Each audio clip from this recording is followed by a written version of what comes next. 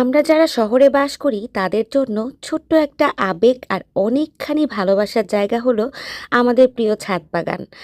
যারা গ্রামে থাকে না, যারা শহরে থাকে তাদের অনেক অনেক অনেক ইচ্ছে করে টাটকা শাকসবজি, হাতে পালা দেশি মুরগি আর হচ্ছে নানান ধরনের খাবার খাওয়ার জন্য। আর এই জন্য সামান্য একটু হলেও আমাদের মানে মনের আশা পূরণ হয় এই ছোট্ট ছাদ বাগান থেকে। আজকে সকালবেলায় হচ্ছে আমার বাসা থেকে যে খুদের ভাত আর কয়েক রকমের ভর্তা চলে আসছে, আমার জন্য সকালের শুরুটা হয়েছে অনেক অনেক অনেক আনন্দময়। কারণ এই খাবারটা আমি অনেক বেশি পছন্দ করি। তারপরে সানিয়ার আম্মা আসার পরে বললাম চলো ছাদে চলে যাই।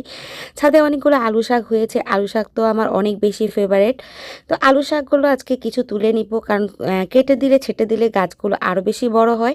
কিছুদিন আগেই কিছু আলু শাক তুলে নিয়ে রান্না করেছিলাম, এখন আবার বৃষ্টি পড়াতে আলু শাকগুলো একদম সুন্দর করে বড় হয়েছে তরতর করে। তো যাই হোক, কিছু আলু শাক তুলে নিচ্ছি, আলু শাক তুলে নিয়ে তারপরে হচ্ছে রান্না করে খাবো। আলু শাক কিন্তু ছোট চিংড়ি মাছ দিয়ে শুটকি দিয়ে রান্না করলেও অনেক ভালো লাগে, ভাজি করলেও মজা লাগে, বা মাছের মাথা দিয়ে যদি রান্না করেন অনেক বেশি টেস্টি হয়। আর আমার এইখানে যারা আগে থেকে আমার ভিডিও দেখেন তারা দেখে থাকবেন যে আমার মানে আলু শাকের নিচে কিন্তু অনেক বড় বড় আলুও হয়েছে, যেটা কিনা অনেক মজার ব্যাপার। তো আমার বড় কলা গাছটা কলা ধরার পরে হচ্ছে নষ্ট হয়ে গিয়েছিল, এখন আবার ছোট ছোট কলা গাছ উঠেছে। এই যে সুন্দর সুন্দর ফুল, এগুলো দেখলে কিন্তু ছাদে আসলে আসলেই মনটা অনেক বেশি ভালো হয়ে যায়। আর সবচেয়ে ভালো লাগার এবং মজার বিষয় হচ্ছে আমার ড্রাগন গাছের এই ছোট ছোট ফুলগুলা, যেগুলো কিনা মানে এখন তরতর করে বড় হচ্ছে। তো এর মধ্যে কিন্তু মাঝে সাঝে আমি ছাদে এসে এরকম সুন্দর সুন্দর ড্রাগন দেখতে পাই। তো ড্রাগনগুলো কিন্তু অনেক বিগ সাইজ না হলেও আমাদের মানে বিষ ছাড়া একদম টাটকা ফ্রেশ একদম ড্রাগনগুলা, এগুলো এত বেশি মিষ্টি হয় যে বলার মতো না। আর এই যে শাকগুলা, এগুলাও কিন্তু খাওয়া যায়। এই শাকগুলো অনেক বেশি মজার। আব্দুল্লাহ দেখেন কোথায় উঠে গিয়েছে, ও তো মানে বাসা থেকে একটুখানি বের হতে পারলে অনেক বেশি মজা পায়। ও ঘুরতেছে, মজা করতেছে, আমি আবার ওকে বলতেছি নেমে আসার জন্য। ছাদের মধ্যে কারা যেন মুরগি রাখতেছে, এখানে মুরগি রেখে মুরগি পালতেছে। আমার কিন্তু দেখে অনেক ভালো লাগছে। আমার কিন্তু অনেক শখ মুরগি পালন করার। ইনশাল্লাহ গ্রামে যদি কখনো যাই অবশ্যই অনেক অনেক অনেক মুরগি পালন করব। কিন্তু মানে শহরে থেকে ইচ্ছা করলেও যেহেতু নিজের ছাদ না, অনেক কিছুই করা যায় না, ছাদ হচ্ছে সবার। তো যাই হোক, এখানে আমি শাক টাক তোলার পরে যে ড্রাগনটা পেয়ে অনেক খুশি হয়ে গিয়েছি। ওই যে বললাম না, প্রায়শই দেখা যায় দুইটা একটা করে ড্রাগন ধরতে থাকে যত্ন ছাড়া। ড্রাগনটা আসলে লাগানো অনেক বেশি জরুরি সবারই, যাদের ছাদ বাগান আছে। ড্রাগনটা একদম কষ্ট ছাড়া অনেক ভালো ফলন দেয়। তো যাই হোক, এই যে ড্রাগনটা নিয়ে আসার পরে হচ্ছে কাটাকুটির পালা। ছোট্ট একটা ফল, কিন্তু এটা যে কতটা আনন্দদায়ক আমাদের জন্য আর কতটা ভালো লাগার, সেটা আসলে যাদের হয় তারাই বলতে পারবে। অনেকে হয়তো বলবেন এই একটা ড্রাগন নিয়ে এত খুশির কি আছে।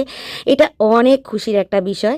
তো আব্দুল্লাহ ড্রাগনটা খাওয়ার জন্য অস্থির করে ফেলতেছিল। এমনি কিন্তু বাজার থেকে কিনে নিয়ে আসলে ড্রাগন খায় না, কিন্তু যখন দেখে যে গাছে হয়েছে সে অনেক বেশি পছন্দ করে। এই ড্রাগনটার মিষ্টি এত বেশি যে কি বলবো, বাজারে কেনা ড্রাগনের থেকে 3 গুণ 4 গুণ মিষ্টি, এত বেশি টেস্ট। তো এটা এতটুকু ড্রাগন কাকে দিব কাকে না। তো আব্দুল্লাহরে বলতেছিলাম যে তুমি খেয়ে ফেলো, এর মধ্যে মানে একটা অংশ আমার জন্য রেখেছি। আর একটু একটু করে মানে সবাই ভাগ টাগ করে খেয়েছি, যেহেতু সানিয়ার আম্মা আসছিল সানিয়ার মাকেও একটু দিয়েছি। তো যাই হোক, সব কিছু শেষ করার পরে যে শাক নিয়ে বসে গেছে সানিয়ার আম্মা, বলতেছে যে শাকগুলো আগে বেছে নেই, ডালগুলো ফেলে দিয়ে তারপর হচ্ছে পাতাগুলো নিয়ে নেওয়া হবে। এই যে ডালগুলো দেখতে পাচ্ছেন, এগুলাও যদি আপনি মাটিতে লাগিয়ে দেন তাহলে দেখবেন কিছুদিনের ভিতরে আপনারও একদম মানে এরকম আলু শাক হয়ে ভরে যাবে। আর বছর না ঘুরতে ঘুরতেই মাটির নিচে পাবেন সুন্দর সুন্দর মিষ্টি আলু। তো এই যে মিষ্টি আলু, মানে আমি তো এর আগে খেয়েছি, এর কিছুদিন পরে আমিও মাটি খুঁড়বো মিষ্টি আলুর জন্য। শাক দেখে সবারই খুশি একেবারে আটখানা। আম্মা বসে গেছে, বাসায় একজন গেস্ট আসছিল, সেও বসে গিয়েছে শাক বাছার জন্য। তো এখানে নিয়ে নিয়েছি গরুর মাংস। শুধু তো শাক নিয়ে বসে থাকলে হবে না, রান্না বান্না করা লাগবে, খাওয়া লাগবে। তো গরুর মাংসটা কিন্তু আমি দুপুরে রান্না করার জন্য নেই নাই, একটু মাংস নিয়ে তারপর হচ্ছে এটা আমি বিরিয়ানি রান্না করার জন্য রেডি করে রাখতেছি। হুটহাট দেখা যায় মেহমান চলে আসে, তখন তাড়াহুড়ো করে কিছু করা যায় না। যদি একটু মাংস মশলা টশলা মিশিয়ে বিরিয়ানির জন্য ডিপ করে রেখে দিই, তখন দেখা যাবে যে ঝটপট করে আর মানে জাস্ট বের করে রান্না করে দিয়ে দেওয়া যাবে। আর ম্যারিনেট করা থাকলে কিন্তু মাংস যত ম্যারিনেট করা হয় তত বেশি মজা হয়। তো এখানে হচ্ছে সব ধরনের মশলা দিয়ে দিচ্ছি বিরিয়ানির জন্য। বিরিয়ানির প্যাকেট মশলাও অ্যাড করেছি, সামান্য একটু টেস্টিং সল্টও দিয়েছি, মরিচের গুঁড়া দিয়েছি। টেস্টিং সল্টটা হচ্ছে যার যার ব্যক্তিগত ব্যাপার, অনেকে দেয় অনেকে দেয় না। বিরিয়ানি মশলার সাথে একটা স্টার মশলা আর হচ্ছে কালো এলাচও দিয়ে দিয়েছি, দিয়ে দিচ্ছি টমেটো সস আর হচ্ছে টক দই। টক দইটা ডিপ ফ্রিজে ছিল, যার কারণে বরফ হয়ে আছে। আর এখানে কিন্তু আমি দুধও অ্যাড করেছি, করে হচ্ছে খুব ভালো করে মাখিয়ে নিচ্ছি। ঝটপট রান্না করার জন্য অনেক কিছু টেকনিক করা লাগে, কিন্তু আমার বাসায় সবচেয়ে মজার ব্যাপার হচ্ছে আমি মেহমানদারি করার জন্য যে জিনিসগুলো বানিয়ে বা যে জিনিসগুলো আয়োজন করে ডিপ ফ্রিজে রাখি, মেহমান আসার আগেই আমার ঘরের মানুষ সব খেয়ে শেষ করে রেখে দেয়। কারণ ওরা হচ্ছে ন্যাচারাল যে খাবার দাবার এগুলোর থেকে এই ধরনের হাবিজাবি খাবার অনেক বেশি পছন্দ করে। তো যাই হোক, আমি এটা মাখিয়ে টাকিয়ে কিছুক্ষণ ম্যারিনেট করে আমি ডিপে ঢুকিয়ে রেখেছি। আর এখানে যে দেশি আলু নিয়ে নিয়েছি, দেশি আলুগুলো হচ্ছে আমি ডিম পাড়া মুরগি দিয়ে রান্না করব, তো দেশি আলুগুলো এগুলো সিদ্ধ করতে দিয়ে দিয়েছি। আর ডিম পাড়া মুরগিটা ফ্রিজে ছিল, তো এটা বের করে নিয়েছি, বের করে নিয়ে এখন টুকরা করব। চিন্তা করতেছি কতটুকু টুকরা করব, ছোট না বড়। তো এগুলো কিন্তু সিদ্ধ হতে বেশ ভালো সময় লাগে। তো এই যে আমি ছোট ছোট যতটুকু সম্ভব টুকরা করে নিচ্ছি। এই মুরগির যে চামড়াটা, এটা আমার হাজব্যান্ড অনেক বেশি পছন্দ করে। আর সাথে যদি ডিম থাকে তাহলে তো কোনো কথাই নেই, ডিমটা সে এত পছন্দ করে, সে মুরগির মাংস রেখে চামড়া আর ডিম দিয়ে ভাত খেয়ে ওঠে, সাথে হচ্ছে মুরগির ঘিলা। তো এই যে পেঁয়াজ দিয়ে দিয়েছি মোটামুটি অনেকগুলা, ভিডিওর মধ্যে অনেকগুলা দিলেও দেখা যায় অল্প অল্প। তো যাই হোক, এখানে দিয়ে দিয়েছি আদা রসুন বাটা, দিয়ে হচ্ছে এখন আস্তে আস্তে করে সময় নিয়ে নিয়ে কষায় নিচ্ছি। গ্যাসের পরিমাণ যেহেতু কম, আস্তে আস্তে করেই কষাতে হবে, আস্তে আস্তে করে রান্না করতে হবে।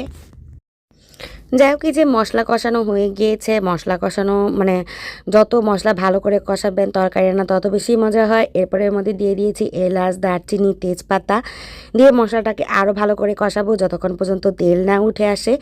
আর এই রান্নাতে কিন্তু আমি অনেক কম পরিমাণ তেল ব্যবহার করেছি, কারণ এই মুরগিতে অনেক বেশি তেল থাকে, যার কারণে শুরুতে কম দিলে পরে রান্নার সাথে অ্যাডজাস্ট হয়ে যায়, নাহলে তেলের জন্য আর মুরগি খাওয়া যায় না।